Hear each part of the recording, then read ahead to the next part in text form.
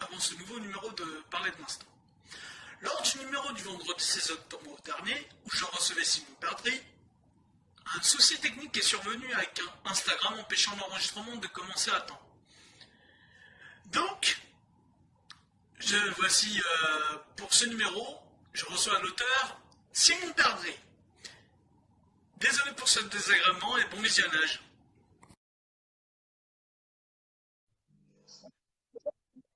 Ouais, Ok. Donc c'est très bien, tu as publié 3 livres. c'est ça, ouais. Alors le premier livre c'est Route de nuit, qui a été publié en mai 2019, le 5 mai précisément. C'est ça, ouais. Ouais, c'est ça, ouais. Ensuite, Chimère le 14 mai 2019. La réédition, ouais. Voilà, d'accord, une réédition, ok. Et enfin le dernier en date qui est Une brève histoire du sang en juillet 2020. Ouais, là, c'est ça. C'est la première édition, c'était bien juillet 2020, ouais. Et il n'y en a pas eu D'accord, depuis de réédition. d'accord, très bien. Donc, alors, question rituelle, quel a été le déclic pour que tu te lances dans l'écriture? Bonne question. Moi, j'ai écrit depuis que je suis tout petit, de toute façon. Enfin, depuis que je suis tout petit, quand même pas, mais depuis que j'ai, allé, on va dire, une dizaine d'années, 10-11 ans, on va dire, ouais. J'ai commencé à écrire des nouvelles, des nouvelles. Ouais, ouais, je te reçois, j'ai un petit souci à chaque Ça va, tu me reçois?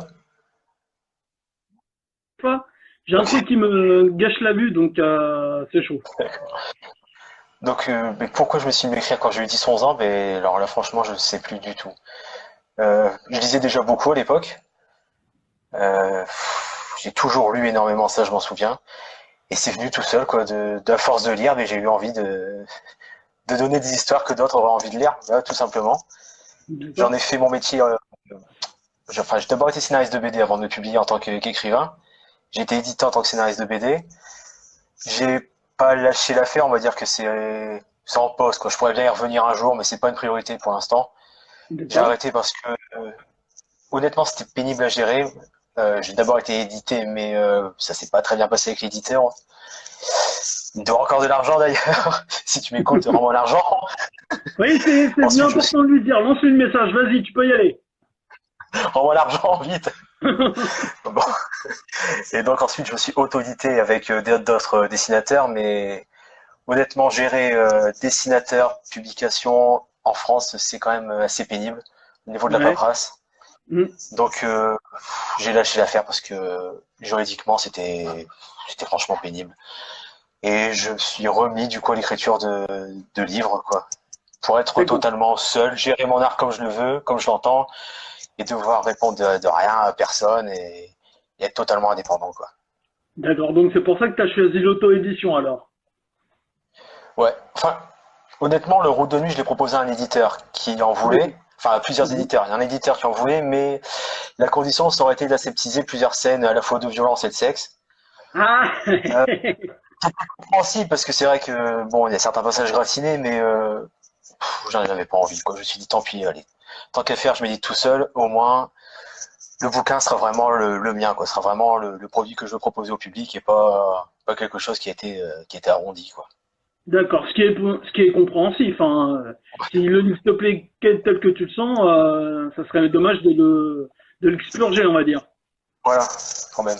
Et puis, c'est une question d'honnêteté, quoi. C'est l'histoire que j'ai écrite et je veux la proposer telle que je l'ai envisagée au public. Pas arrondi pour, je sais pas, pour plaire au plus grand nombre ou pour éviter d'heurter certaines sensibilités. Non, ça m'intéresse pas. Ce serait plus mon œuvre à partir de là. Donc je la publie telle quelle. Enfin, je l'ai quand même bien corrigé, bien relu, bien retravaillé, mais au moins, j'assume que c'est vraiment mon histoire et pas une histoire qui a été expurgée, quoi.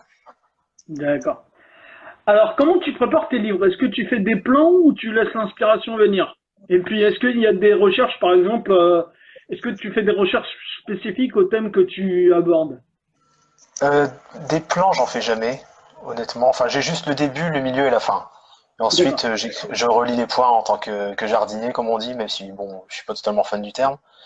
Mais je relis les points en cours d'écriture, la plupart du temps. La seule exception, c'était une brève histoire du sang, vu que c'est une histoire de voyage dans le temps. Si tu vas en freestyle, tu vas forcément te paumer et tout devoir recommencer à zéro. Donc là, j'ai pas fait non plus un plan hyper détaillé, mais j'avais quand même des schémas, une ligne directrice quand même pour savoir où j'allais. Parce que le premier jet, je me suis lancé en freestyle et ça a été un vrai bordel. D'accord. Je me suis dit plus jamais. Et les recherches, quand elles sont nécessaires, ouais, forcément que j'en fais. Encore une fois, sur une vraie histoire du sang, vu que ça se passe dans les années 80, je voulais pas qu'il y ait d'énormes incohérences, donc j'ai fait des recherches sur la mode de l'époque, la culture de l'époque, la monnaie aussi de l'époque, la politique, vu qu'il y a certains événements historiques qui sont impliqués dans l'histoire, comme par exemple la nomination de Chirac à Matignon. Je voulais Ouais, pas me gourer de date, je voulais que ce soit le plus précis possible, donc j'ai fait des recherches sur ce niveau-là, en fait, sur la vie en France au quotidien dans les années 80. Mais d'accord. sinon, quand il y a plein d'énormes recherches, non. Sur Chimère, bon, vu que ça met en scène un détective privé, j'ai aussi fait quelques recherches pour pas non plus écrire de grosses conneries.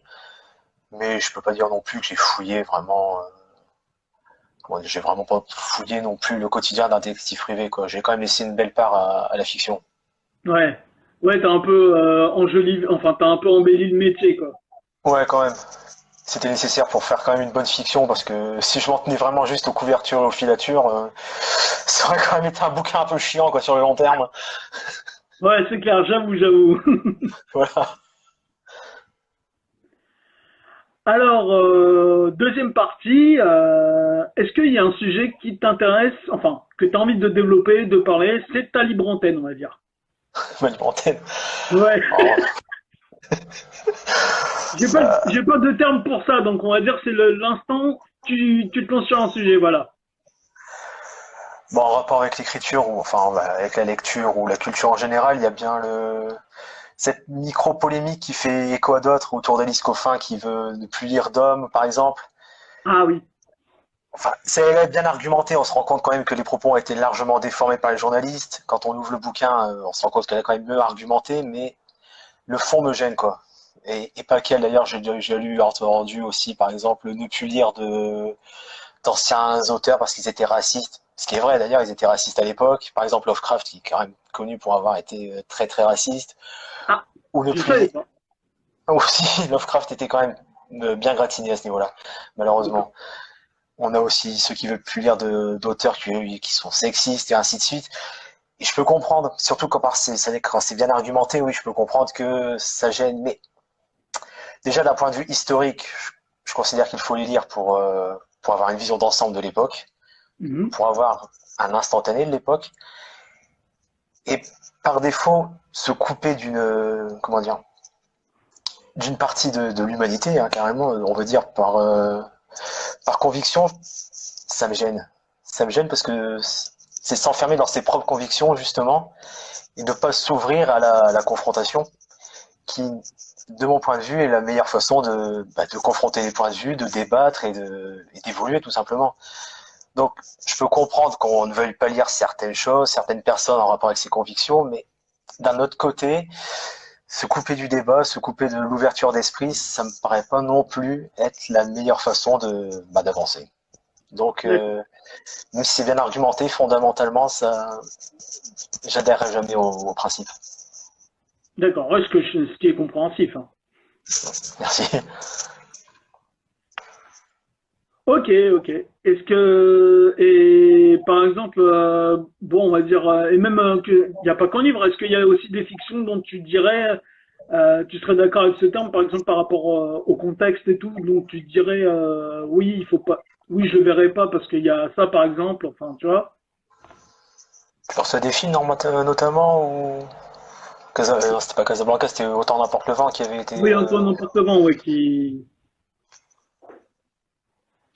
Moi, je te dis, je regarde et je lis absolument tout, donc je me fiche bien que le mec soit raciste, sexiste, tout ce que tu veux. Ce qui m'intéresse, c'est ce qu'il apporte. Mhm. Si ça me plaît pas, ben je zappe. Si ça me plaît, j'y retourne. Mais au moins, je peux dire que je l'ai lu et que je sais de quoi je parle et que je peux me confronter à sa vision et pas rester enfermé dans mes certitudes. Donc, D'accord. que ce soit un film, un livre, une série, même un jeu vidéo, non, jamais je me censurerai et jamais je censurerai non plus. Qu'on recontextualise.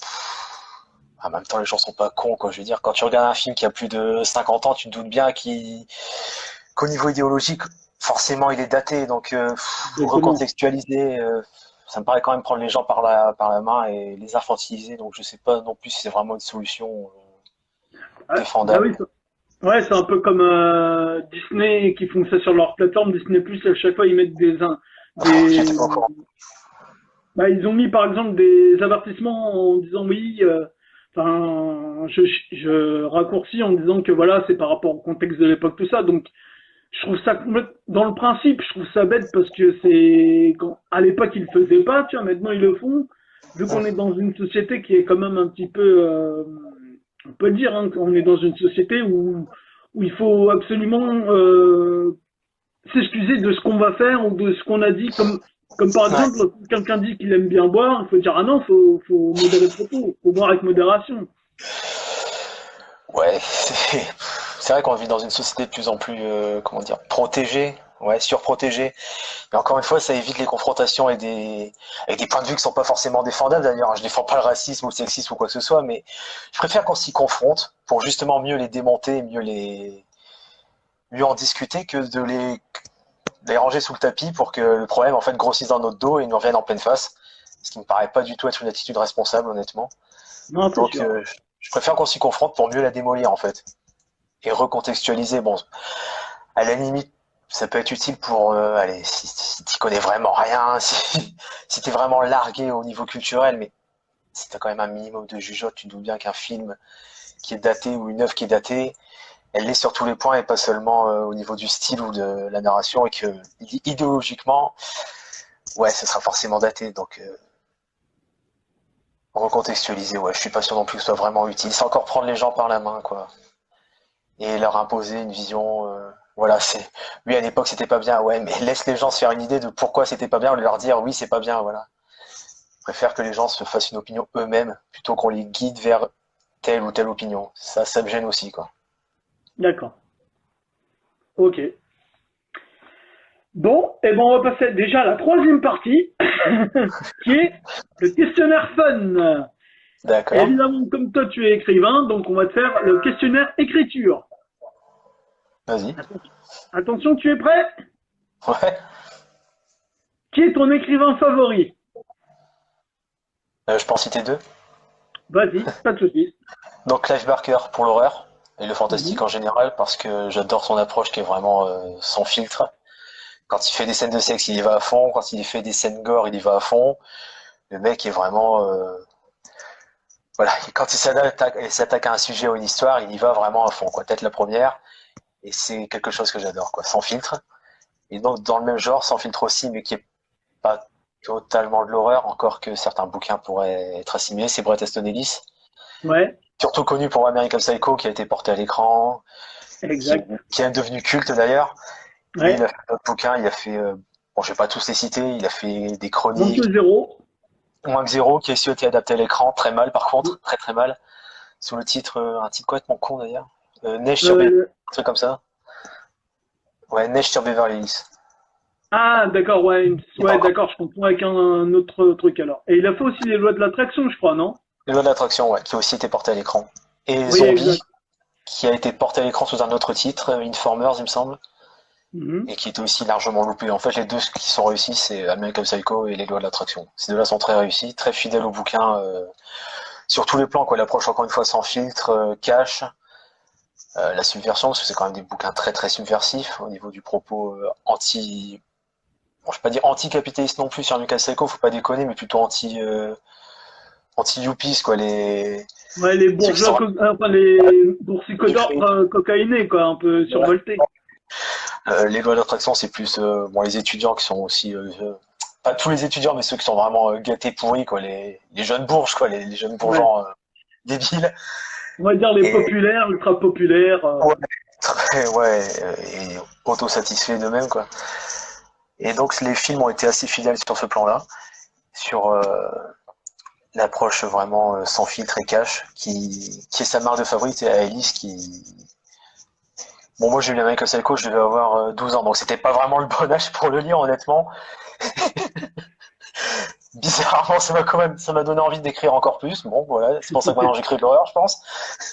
J'étais traumatisé par ce bouquin, mais et ouais, je crois que c'est pour ça que je l'aime en fait, c'est parce que le mec m'a c'est comme on en parlait pour se confronter à des visions, quoi. Lui, il m'a pris par le col et puis il m'a secoué, et il m'a dit, oui, il m'a plongé l'année dans la merde, et c'est ce que je veux faire avec mes lecteurs aussi, quoi. Les secouer, je veux pas les bercer, je veux pas les prendre par la main. C'est quelque chose auquel je tiens en art, c'est de secouer le public, quoi. Le prendre par le col, lui filer deux baffes et le secouer.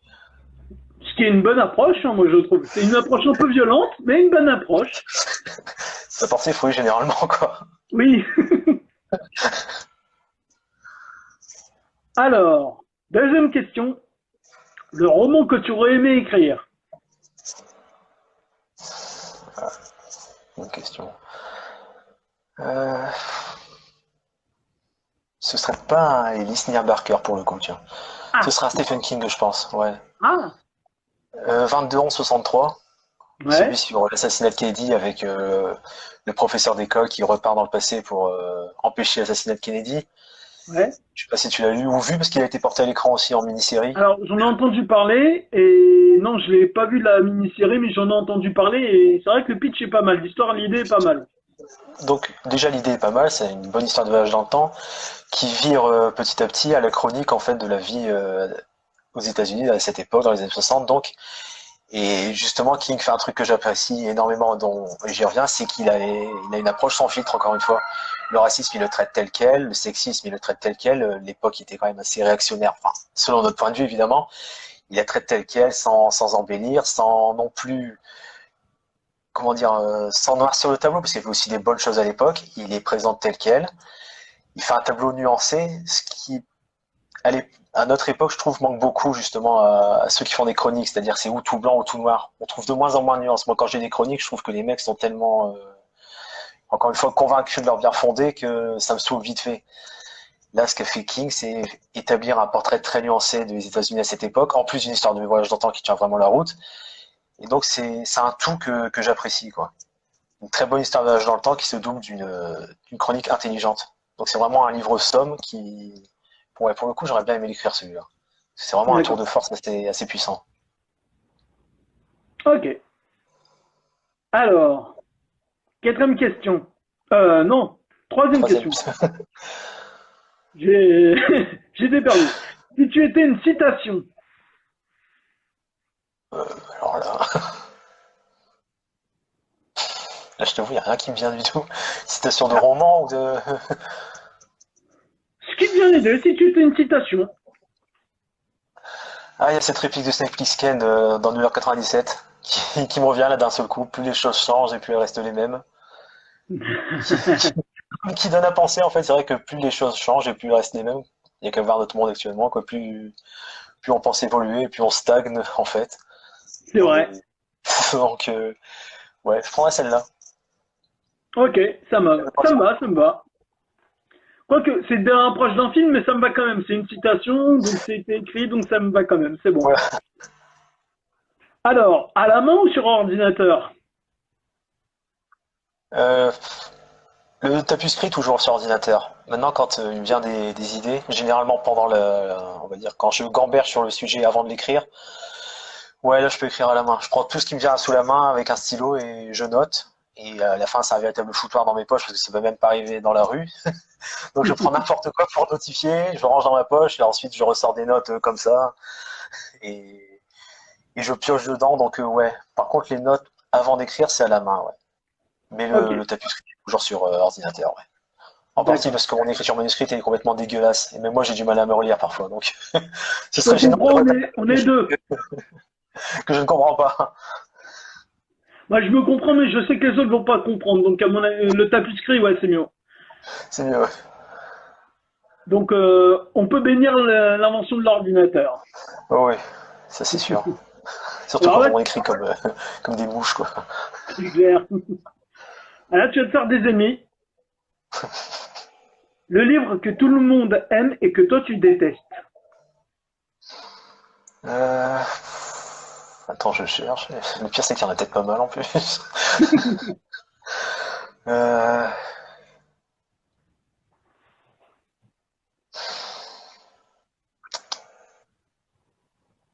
J'allais dire Harry Potter, faut quand même, je le déteste pas non plus. Harry Potter, je le trouve juste surestimé.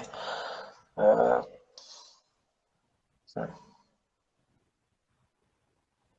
peut-être bien Les Misérables quand même. Là, je vais vraiment faire D'accord. des ennemis. Il m'est tombé des mains, honnêtement. Autant, y a pas tous les Hugo, il y a des Hugo qui ne me sont pas tombés des mains, que j'ai même eu plaisir à lire, mais celui-là, j'ai beau essayer de m'y mettre, à chaque fois je lâche l'affaire. Il n'y a rien à faire, j'arrive pas à rentrer dedans, quoi. Trop Je lâche. vendu peut-être?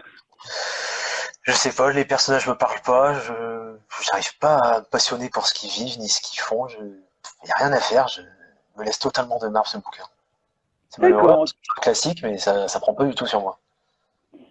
Non, mais je peux comprendre. Moi, franchement, j'ai jamais eu l'occasion de le lire parce que bon, enfin, je connais l'histoire comme tout le monde, mais après, voilà quoi, c'est. Je me dis, ça, je serais peut-être pas client, voilà, je serais peut-être pas client et c'est peut-être pas l'univers qui me, qui me correspondrait quoi. Donc c'est pour ça. Question suivante. Un rituel avant d'écrire? Euh, ouais, manger. Non, parce qu'après, quand j'écris le ventre vide avec le ventre qui gargouille, je suis toujours sorti de ce que j'écris, donc je Ah, vais pas dire que je me goinfre avant d'écrire, mais ouais, je mange bien quand même avant d'écrire, je préfère. Sinon d'accord. après, j'écris l'estomac vide, j'ai le ventre qui gargouille, j'arrive plus à comprendre ce que j'écris, donc je pense qu'à manger. Je pense plus à mon histoire, donc c'est quand même gênant. Donc ouais, je m'empiffe, enfin, je m'empiffe quand même pas, mais je mange bien quoi, avant d'écrire. D'accord, ok. Comme pour le sport en fait. Prendre des forces et puis ensuite on y va. Septième question. Le lieu où tu préfères écrire? Chez moi, sur mon bureau.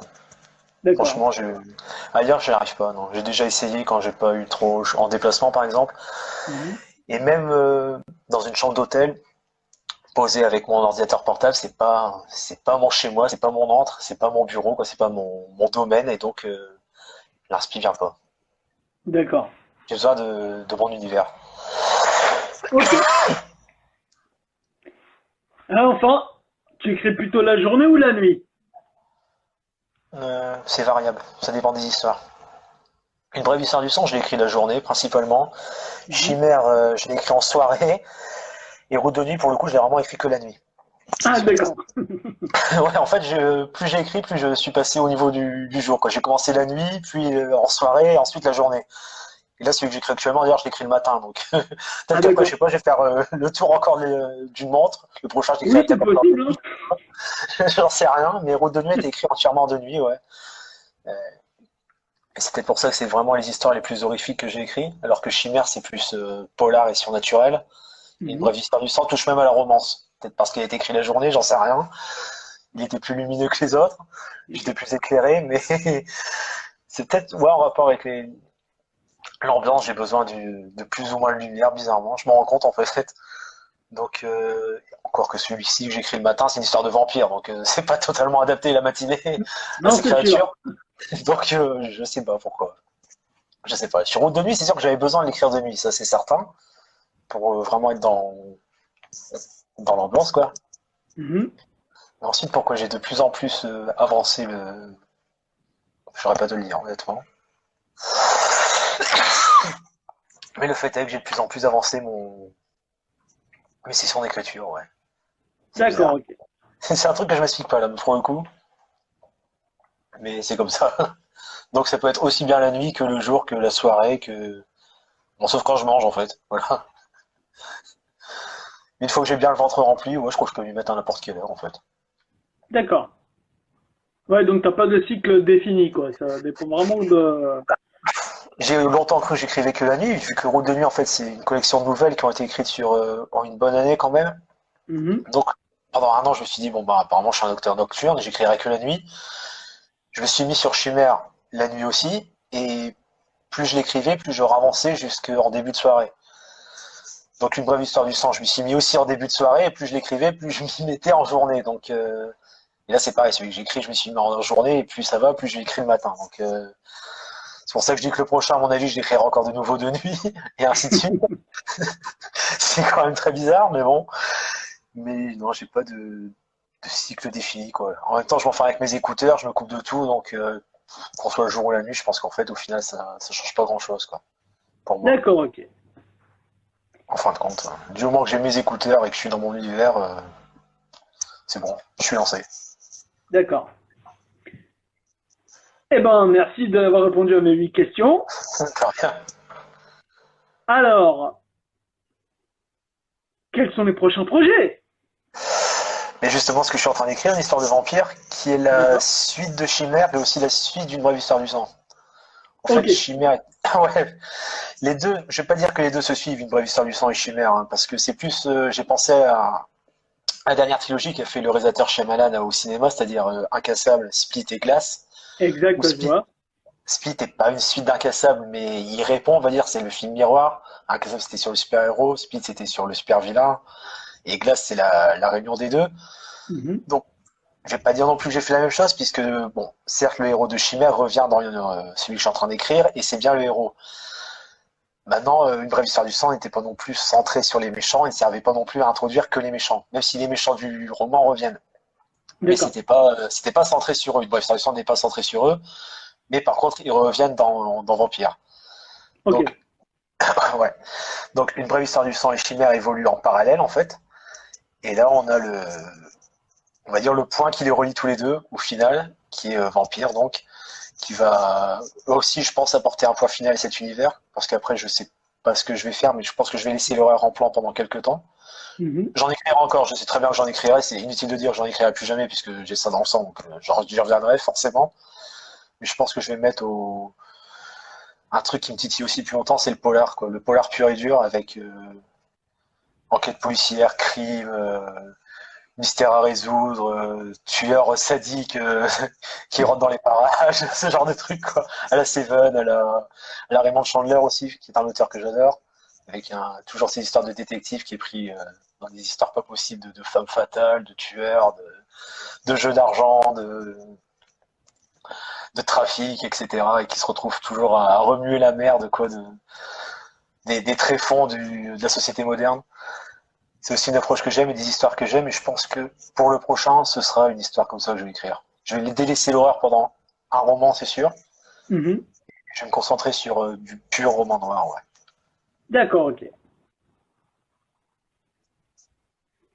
Alors, très bien, Simon, bah, je te remercie d'avoir répondu à mon invitation. Plus de rien. Et puis, je te dis à bah, une prochaine fois. Et puis, encore merci d'avoir joué le jeu. Et merci à toi. Alors, pour ceux qui n'ont pas suivi le live, en tout cas, bon, déjà, je vous remercie d'avoir suivi pour ceux qui ont pu suivre. Et sinon, rendez-vous la prochaine fois sur la retransmission vidéo où vous pouvez suivre et aussi partager la vidéo. Et bien sûr, abonnez-vous à la chaîne, c'est important. Donc, merci à tous et à toutes, et puis rendez-vous à la prochaine. Ciao, ciao.